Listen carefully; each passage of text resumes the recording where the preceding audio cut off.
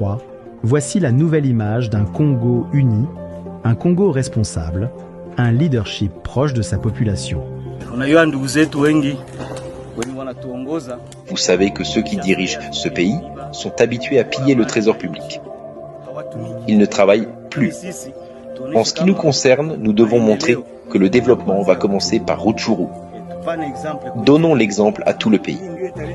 Voici ce qui va apporter le développement dans notre pays. Nous devons nous défaire en tant que Congolais de la mentalité qui nous pousse à attendre tout des Nations Unies, de l'Union européenne ou des Occidentaux. Montrons que nous sommes capables de bâtir notre propre pays. Si on ne travaille pas, on n'aura pas de quoi manger, on ne pourra pas scolariser nos enfants, on ne pourra pas payer nos frais de santé. Il faut travailler. On doit montrer aux autres que nous autres de Rutshuru, on est des bosseurs. C'est l'exemple qu'on veut donner à tout le pays.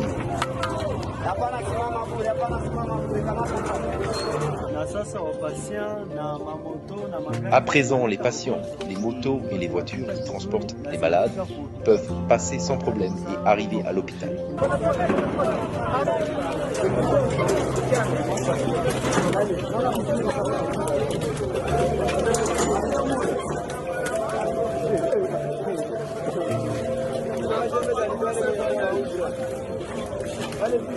Au moment où les uns sillonnent le monde pour peindre une mauvaise image de ce mouvement, sur terrain c'est autre chose.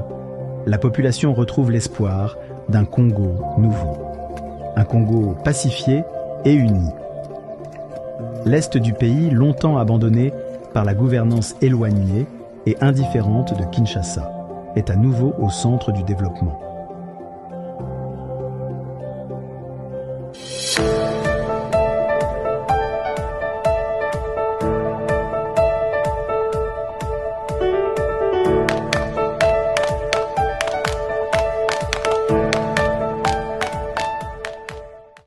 C'est formidable aujourd'hui. Tout le monde est concerné.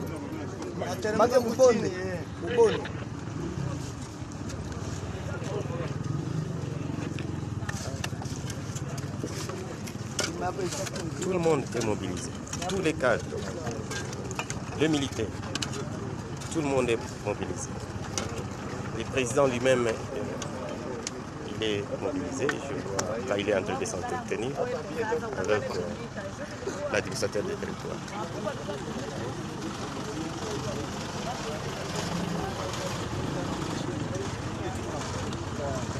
À commencer par les chefs, à commencer par les présidents, les secrétaires exécutifs,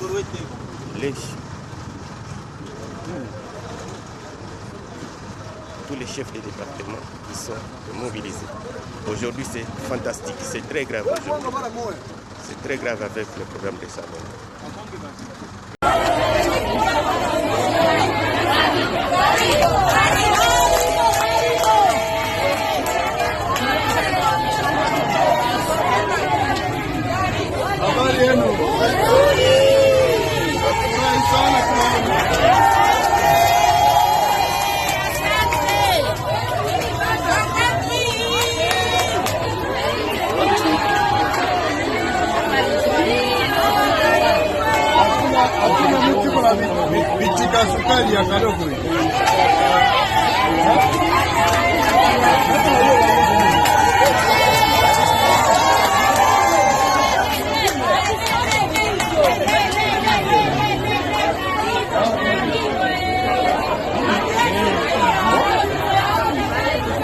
Déclaration du Présidium de la plateforme électorale et politique Alliance des acteurs attachés au peuple. Il s'est tenu ce samedi 30 mars 2024 au Fleuve Congo Hôtel une réunion extraordinaire du Présidium de la plateforme électorale et politique Alliance des acteurs attachés au peuple, PEP-AAP en sigle, conformément à l'article 7 de sa charte constitutive du 27 octobre 2023, en présence des présidents de ces 5 regroupements politiques, en l'occurrence Alliance des acteurs attachés au peuple, AAP en sigle, Alliance et l'action pour l'état de droit, AE en sigle, Alliance des mouvements de solidarité pour le changement, AMC en sigle, Alliance pour la réforme de la République, A2R en sigle, et le Front Patriotique 2023, FP 2023 en sigle, sous la haute représentation du président statutaire, le camarade Nikankou Chikou. Après examen des différents points inscrits à l'ordre du jour, débat et délibération, le présidium de la PEP-AAP fait la déclaration suivante. 1. La PEP-AAP réitère son soutien indéfectible et sa loyauté inconditionnelle à son Excellence Monsieur le Président de la République, Félix Antoine Tshisekedi Tshilombo, autorité morale de la plateforme, et tout en confirmant son appartenance à la majorité parlementaire, elle s'engage à une mobilisation générale et à proposer des réformes à l'avantage du Président de la République et du peuple congolais. 2. La PEP-AAP réaffirme sa solidarité naturelle à l'Union pour la démocratie et le progrès social, UDPS en sigle. 3. La PEP-AAP salue le travail de la Cour constitutionnelle et prend acte des arrêts sous RCE 1389 et sous R Const 2110. 4. La PEP-AAP informe les communautés nationales et internationales qu'au terme des arrêts de la Haute Cour des susventés, elle dispose à l'actif du chef de l'État et de sa majorité au sein de l'Assemblée nationale de 37 députés nationaux à raison de 22 députés nationaux élus AAP, 5 députés nationaux élus AE, 4 députés nationaux élus AMSC, 2 députés nationaux élus A2R, ainsi que 4 députés nationaux reconduits par l'arrêt de la Cour constitutionnelle dans les circonscriptions électorales de Rutshuru et de Massissi, ayant librement adhéré à AAP avant la convocation de l'électorat en décembre dernier. Il en découle que le PEP-AAP est la troisième force politique du pays et de ce fait, elle rassure de mettre à la disposition du chef de l'État des compétences à même d'implémenter dans différentes institutions les 6 axes principiels de sa vision refondatrice pour un Congo fort. 5. La PEP-AAP félicite l'informateur pour la conclusion des travaux lui confiés par le président de la République, mais constate, non sans regret, qu'elle a été reçue de manière fractionnée, contrairement aux autres ensembles constitués, et non sans incidence dans le jeu de sa participation à la gouvernance publique. 6. La PEP-AAP se dit préoccupée par la situation sécuritaire qui prévaut dans le pays. Elle exprime par cette occasion sa profonde solidarité à l'endroit des compatriotes meurtris et victimes des atrocités inhumaines et injustes. Enfin, 7. La PEP-AAP salue les efforts politiques et diplomatiques menés par le président de la République dans l'exercice de ses missions constitutionnelles de garant de l'intégrité territoriale, et elle appelle l'ensemble des forces vives de la nation à se ranger derrière le chef de l'État, commandant suprême des forces armées. Fait à Kinshasa le 30 mars 2024. Je vous remercie. Au-delà de François Mwamba, Israël, les Congolais ont suivi un procès, nous ne sommes pas dupes. Nous savons qu'on a fondé sur les réserves d'échange. Nous savons qu'il y avait un ordonnateur ici, directeur des cabinets, qui a violé la loi sur la passation des marchés publics. Nous avions suivi. On n'a pas besoin de François Mwamba. Nous avions suivi l'argent du Congo. Vous parlez de quel procès?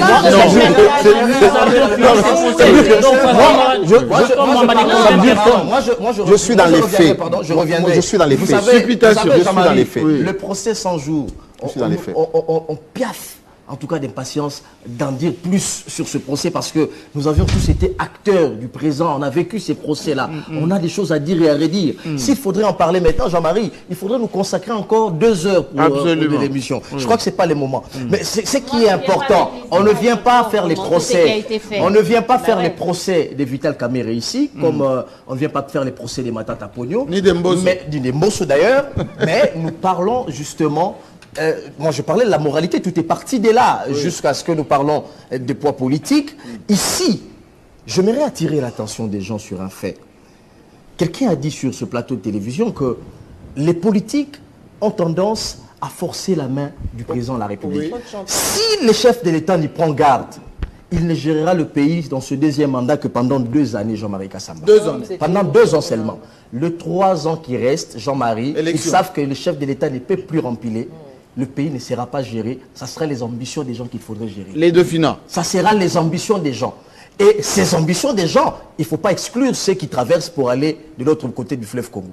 Et donc, il faut que le chef ne soit pas complaisant dès le départ. Dès maintenant. Dès maintenant. Mais on voit, on le sent, on le voit venir. Moi, je l'ai dénoncé l'autre fois ici. Le chef de l'État demande aux gens le cumul des fonctions dont on a parlé là, dont Israël Moutala a très bien expliqué. D'ailleurs, moi, j'adhère à sa logique. Tous les autres membres du gouvernement, élus députés ou pas, vont assister au Conseil des ministres. Kamere ne vient pas. C'est un message. Le non-dit de ces messages, nous sommes journalistes, ça veut dire que, Monsieur le Président, vous avez violé la Constitution, je ne viendrai pas parce qu'il y a une décision de la Cour. Qui ne dit pas que demain, cette donne-là sera brandie? Si. Et on va reprocher à Tshisekedi d'avoir fait ça. J'ai été d'accord sur plusieurs projets. Oui. Et comme d'ailleurs, notamment, sous Kabila, je ne reviens pas sur ce scénario. C'est là où je dis, il faut que le chef de l'État quitte sur le clivage, les clichés des gens providentiels. Nous avons la majorité, la mosaïque. Directement, je vais créer CEP.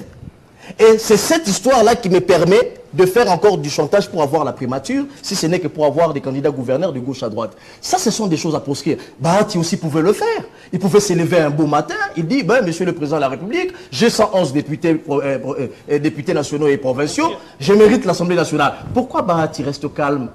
Pourquoi est-il sage? Pourquoi observe-t-il? Pourquoi il ne force pas la main du Président de la République? Ce sont des attitudes que nous voulons voir de la part des acteurs politiques. Est-ce que le président va céder à ce chantage? J'aimerais que le président, et ça c'est un souhait, d'abord pour avoir un gouvernement avec peu de membres non éléphantesques, ça serait impossible, parce que dans les salons politiques, poser la question à Augustin Kabouya, lorsqu'on vous dit par exemple 10 députés égale un ministre, il y a eu des gens qui ont voulu en venir aux mains. Ceux qui n'ont pas dit. Ça risque d'être impossible de gérer les ambitions. On dit, mais écoutez, moi je n'ai que, je donne l'exemple de Palouk, il n'a que 20 députés dans sa plateforme ou son regroupement. Donc il a 2 ministres. Il a 2 ministres. Vous ne donnez que 2 ministres alors que les gens pensaient déjà à 6, etc. Et donc ça risque d'être compliqué. Si Tshisekedi demeure encore large, je vous dis, Jean-Marie Kassamba, nous risquons de voir une gestion. Lors de ma dernière émission, je vous ai parlé de Corneille Nangaa ici. J'ai vu qu'ils sont partis dans les réseaux sociaux en disant Perrault commence à défendre Corneille Nangaa. Perrault défend... Je ne défends pas Corneille Nangaa. Je dis l'injustice. Lorsqu'elle sévit dans la vie de quelqu'un, quelle que soit la personne, nous devons nous lever. Parce que l'injustice, en réalité, c'est comme une gangrène. Je ne suis pas un soutien de Corneille Nangaa. Je suis un soutien de la justice. Vous voulez contourner, vous voulez détourner ça. Qui vous a donné le droit d'aller piller la maison de Corneille Nangaa? Est-ce que parce que Nangaa est rebelle, il mérite qu'on aille piller chez lui? Y a-t-il une décision de justice qui vous octroie le mandat d'aller piller chez Corneille Nangaa? Qui vous a donné le mandat d'aller arrêter le papa de Corneille Nangaa? Qui vous a dit? La loi ne dit-elle pas que l'infraction est individuelle? Un papa de 83 ans, qu'est-ce qu'il a à voir avec la rébellion de son fils? Les frères de Corneille Nangaa, 14 au total, 4 sont portés disparus. On les a mis dans des cachots souterrains, Moutaïbe Skabazate. Est-ce que c'est eux qui font la rébellion? Mais rébellion de Nangaa, qu'est-ce que les télévisions, et même Banzungwa Foufou, Bokeko Yibana Missouni. Missouni, on a mis la rébellion. Les chèques que vous avez amenés là-bas pillés, Bazo Soukouana piscine, Bangonde Bamimi rébellion. Vous amenez des camions, vous emportez l'histoire de Nangaa. Balo Baba Lobate, on dit non, Yoba Monako clarté. Tu peux tout défendre. Vous voulez prendre les biens de Nangaa. Allez, instrumentaliser la justice comme vous avez l'habitude de le faire. Réquisitionner, mais pourquoi piller? Pourquoi aller voler? Bozami Yibi. Et ça, mon Yibi, c'est question de soutenir la rebelle. Bozami Yibi. C'est que vous avez fait avec le bien de Corneille Nangaa est une injustice, qu'il soit rebelle ou pas. Mais vous ne comprenez pas que c'est une roue, elle tourne. Demain, ça sera votre tour. Posez la question à Christian Daouel. Il a appelé Jeannette Kabila, il est allé faire les désordres de Jeannette Kabila. Il y a 5 ans, je vous ai dit, Christian Daouel pouvait regarder Jeannette Kabila dans les yeux. Mais aujourd'hui, vous croyez que le Congo a commencé par vous? Les Jeannette étaient là, les Kabila étaient là, les Mobutu étaient là, les Kasavubu étaient là. Vous pensez que ça commence avec vous? Ce que vous faites aux autres, on le fera aussi chez vous. Vous pensez que vous allez rester éternellement au pouvoir? Détrompez-vous. Le Congo n'a pas besoin de vivre l'injustice. Nous avons besoin de travailler pour mettre un état de droit. Un état de droit, c'est un état dans lequel nous sommes tous égaux devant la loi. Vous voulez poser des actions, interroger la loi. Qu'est-ce que la loi dit par rapport à ça? Qu'est-ce que la loi dit par rapport au bien de quelqu'un qui se rebelle? Appliquez la loi, mais n'allez pas piller. Vos amis, des amis, balo balabinoté.